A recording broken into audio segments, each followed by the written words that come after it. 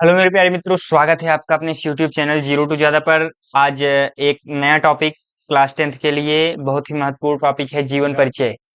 जो कि एक इम्पोर्टेंट टॉपिक है और इसको कैसे लिखना है ये जानना बहुत जरूरी है। लगभग सभी लोगों ने एक या दो जीवन परिचय याद कर लिए होंगे, लेकिन उसको लिखना कैसे है ये बहुत ही ज्यादा इम्पोर्टेंट है, तभी आपको पूरे के पूरे अंक मिल पाएंगे। तो उसके लिए मैं आज फॉर्मेट आपको बताने आया हूँ। क्या कंटेंट डालना है वो आपके ऊपर है, आप कितना अच्छा लिख सकते हैं, कितना अच्छा नॉलेज अपना आप दर्शा सकते हैं, वो आप। आज मैं आपको फॉर्मेट देने वाला हूँ। कंटेंट आप उसमें कितना अच्छे से अच्छा आप डाल सकते हैं वो आपके ऊपर है।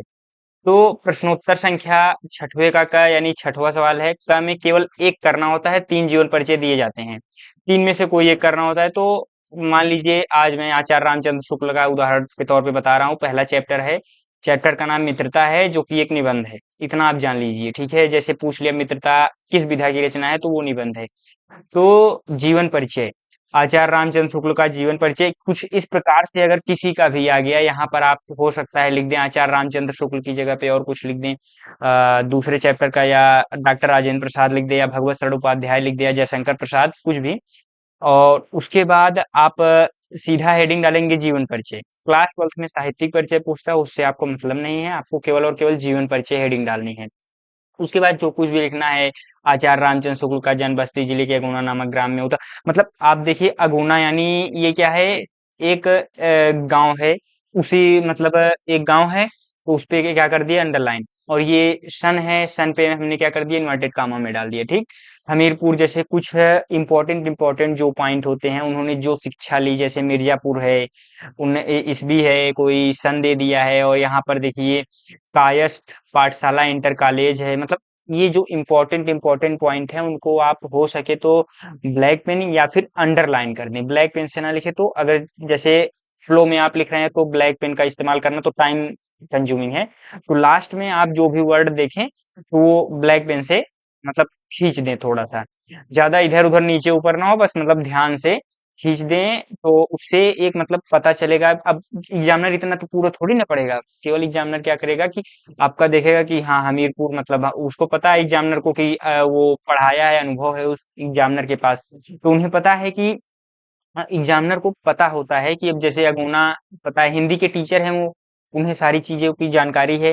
तो अगोना तो इतना तो उनको पता ही होगा जीवन परिचय के बारे में, लेकिन वो जानते हुए भी आपका पूरा जीवन परिचय नहीं पढ़ेंगे। वो केवल देखेंगे कि बंदे को आता है या नहीं। 1884 देख लिए, उनको इतना पता है।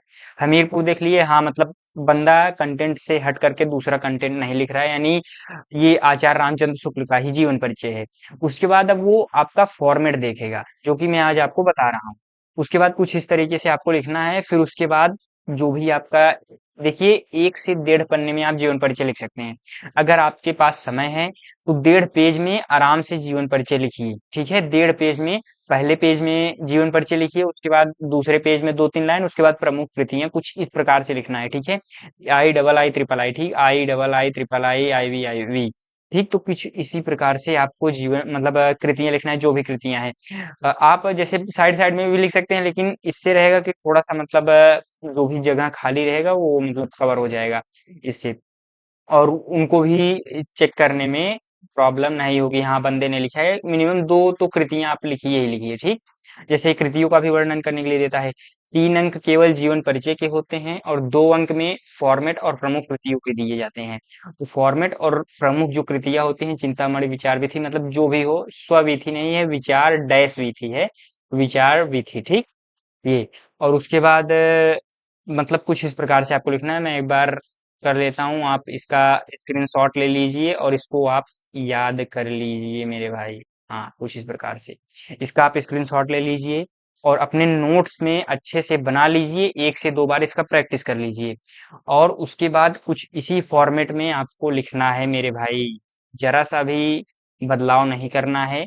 आप इच्छानुसार, मतलब राइटिंग तो मेरी इतनी अच्छी नहीं, लेकिन आप मतलब और अच्छी राइटिंग बना सकते हैं। और एक ही पेज में मैंने लिखा है, आप इसको 1.5 पन्ने भी कर सकते हैं अगर आपके पास समय है, आप फास्ट लिखते हैं तो।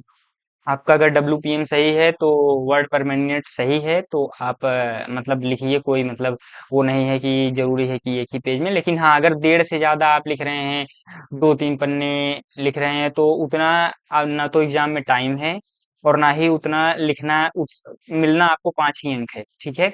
जो 1.5 पेज अच्छे से लिखेगा, 1 या 1.5 पेज, और जो 2 या 3 पेज लिखेगा, मिलेगा उसको भी 5 अंक, आपको भी 5 अंक। तो अपना समय बचाइए, अभी वहां पर आपको निबंध भी लिखना है लास्ट में। मतलब हिंदी में समय कम पड़ जाता है क्योंकि लिखने वाली जो थ्योरेटिकल चीजें हैं बहुत ज्यादा हैं।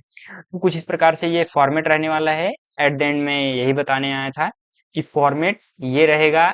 कुछ लोगों को जैसे नहीं पता होता किस तरीके से लिखना है, उसके लिए मैं ये वीडियो बनाया हूँ। तो आप इस तरीके से फॉर्मेट बनाएंगे और इसे लिखेंगे, ठीक है।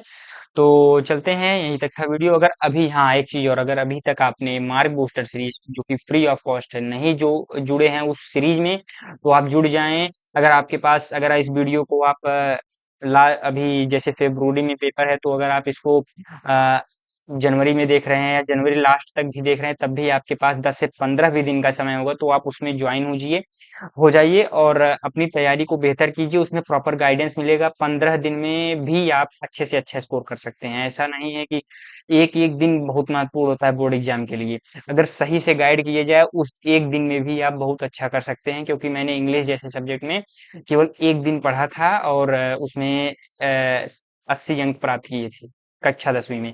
तो मतलब ऐसा बिल्कुल नहीं है कि एक दिन पढ़ करके क्या ही होगा, साल भर नहीं पढ़ा है, ऐसा बिल्कुल नहीं है। एक दिन भी बहुत इंपॉर्टेंट होता है।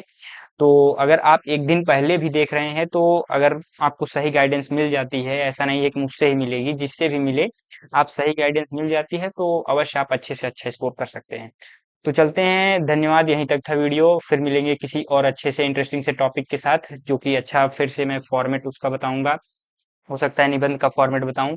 आप कमेंट कीजिए आपको कौन सा फॉर्मेट चाहिए, तो मैं उस पर वीडियो बनाऊंगा और आपको दिखाऊंगा, बताऊंगा कि किस तरीके से आपको लिखना है। तो चलते हैं, धन्यवाद।